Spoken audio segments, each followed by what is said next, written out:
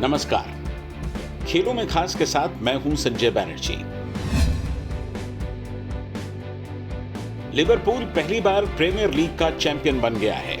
132 साल पुरानी इस प्रतियोगिता का नाम 1992 में बदलकर इंग्लिश प्रीमियर लीग रखा गया और उसके बाद से टीम का ये पहला खिताब है। वैसे लिवरपूल ने कुल मिलाकर 19 खिताब जीते हैं और मैनचेस्टर यूनाइटेड के बाद सबसे ज्यादा खिताब जीतने वाली वो दूसरी टीम है। मैनचेस्टर यूनाइटेड के नाम 20 टाइटल्स हैं।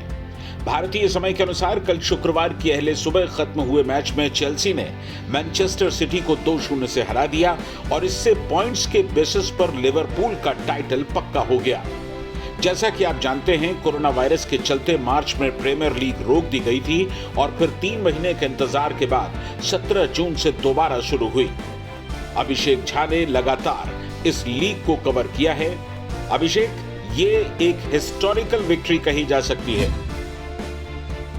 जी बिल्कुल संजय जी, सही कहा आपने और ये बहुत बड़ा अचीवमेंट है लिवरपूल फुटबॉल क्लब के लिए, क्योंकि देखिए हिस्टोरिकली ये क्लब इंग्लैंड का और वर्ल्ड का सबसे बड़ा क्लब है और इस समय जो यॉर्गन क्लॉप इनके कोच हैं वो भी दुनिया के द फाइनेस्ट कोच माने जाते हैं। और अब देखिए ये टीम न सिर्फ इंग्लैंड की चैंपियन बन गई है 30 सालों के बाद, बल्कि इस समय अगर देखा जाए तो यूरोप की चैंपियन है, सुपर कप जो होता है उसकी चैंपियन है और फीफा क्लब वर्ल्ड कप जो होता है संजय जी उसकी भी चैंपियन है। तो इस समय यानी कि जितने भी बड़े टूर्नामेंट्स हैं और जितने भी बड़ी ट्रॉफीज हैं वो लिवरपूल के पास आ चुकी हैं और शायद इसीलिए लिवरपूल के जो फैन हैं वो पूरे वर्ल्ड वाइड है। लेकिन इमेजिन कीजिए कि 1973 से लेकर 1990 के बीच में ये क्लब 17 सालों में 11 बार ट्रॉफी जीतती है, जो इंग्लैंड का जो अपना घरेलू टूर्नामेंट है वो जीतती है। लेकिन 1990 के बाद से और 2020 तक कोई टूर्नामेंट जीतती नहीं है प्रीमियर लीग, लेकिन ये पहला मौका है तो वाकई में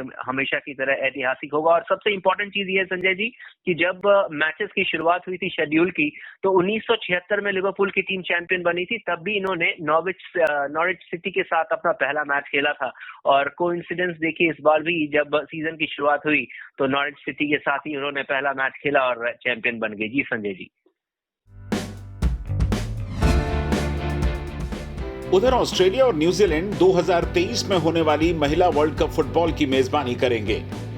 जापान के टूर्नामेंट की मेजबानी से हटने के बाद ऑस्ट्रेलिया और न्यूजीलैंड की दावेदारी तय मानी जा रही थी। ऑस्ट्रेलिया न्यूजीलैंड ने इससे पहले कभी महिला वर्ल्ड कप फुटबॉल की मेजबानी नहीं की। टूर्नामेंट 2023 में 10 जुलाई से 20 अगस्त के बीच खेला जाएगा। वर्ल्ड कप में इस बार 24 की जगह 32 टीमें पार्टिसिपेट करेंगी। 2015 में भाग लेने वाली टीमों की संख्या बढ़ाकर 24 की गई थी। पुरुष वर्ग में 1998 से ही 32 टीमें हिस्सा लेती हैं। अमेरिका सबसे ज्यादा 4 बार इस ट्रॉफी को जीत चुका है। उसने पिछली बार नेदरलैंड्स को मात देकर रिकॉर्ड चौथी बार विश्व कप की ट्रॉफी जीती। इंडियन बैडमिंटन प्लेयर्स 1 जुलाई से हैदराबाद में ट्रेनिंग शुरू कर देंगे। टोक्यो ओलंपिक के लिए क्वालिफाई कर चुके प्लेयर्स को सबसे पहले ट्रेनिंग के लिए बुलाया गया है। बैडमिंटन एसोसिएशन ऑफ इंडिया के जनरल सेक्रेटरी अजय सिंघानिया के अनुसार कम से कम 3-4 प्लेयर्स और टोक्यो ओलंपिक के लिए क्वालिफाई कर सकते हैं। पीवी सिंधु, साई प्रणीत ने सिंगल्स में, जबकि चिराग शेट्टी और सात्विक साईराज रंकी रेड्डी की जोड़ी ने मेंस डबल्स में क्वालिफाई कर लिया है। उन्होंने बताया कि बेंगलुरु में स्टेट गवर्नमेंट की परमिशन के बाद कई प्लेयर्स ने प्रैक्टिस शुरू कर दी है। सितंबर में कोरोना की सिचुएशन को रिव्यू करने के बाद ही किसी भी टूर्नामेंट को ऑर्गेनाइज करने के बारे में बैडमिंटन एसोसिएशन कोई फैसला लेगा।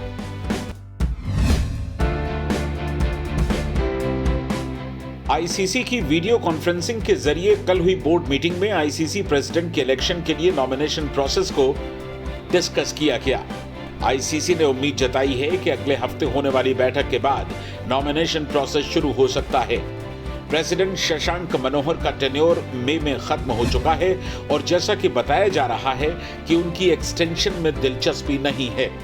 आईसीसी के नए प्रेसिडेंट के लिए इंग्लैंड बोर्ड के चेयरमैन कॉलिन ग्रेव्स का नाम सबसे आगे है। साथ ही बीसीसीआई प्रेसिडेंट सौरव गांगुली की भी दावेदारी मजबूत मानी जा रही है, लेकिन गांगुली ने अभी तक इस तरह का कोई इशारा नहीं किया है। मुंबई के अनुभवी लेग स्पिनर प्रवीण तांबे ने कैरेबियन प्रीमियर लीग प्लेयर्स के ड्राफ्ट के लिए अपना नाम भेजा है, लेकिन जब तक वो इंडियन डोमेस्टिक क्रिकेट से रिटायरमेंट नहीं लेते, बीसीसीआई से उन्हें अनुमति मिलने की उम्मीद नहीं है। इससे पहले अबू धाबी में T10 लीग में खेलने के कारण बीसीसीआई ने 48 साल के प्रवीण तांबे को कोलकाता नाइट राइडर्स के लिए आईपीएल में खेलने की इजाजत नहीं दी थी। बोर्ड के नियमों के मुताबिक किसी भी खिलाड़ी को दूसरे देश में डोमेस्टिक T20 लीग खेलने की अनुमति तभी मिलेगी जब वो आईपीएल समेत सभी तरह के घरेलू क्रिकेट से रिटायरमेंट ले ले।